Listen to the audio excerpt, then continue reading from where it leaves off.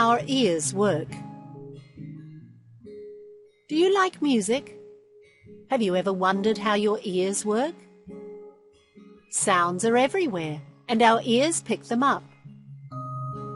Your ear has got 3 parts to it: the outer ear, the middle ear, and the inner ear.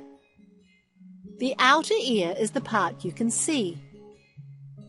It collects all the sounds and sends them to the middle ear through the ear canal. The middle ear is where the eardrum is. When the sound reaches the eardrum, it causes vibrations.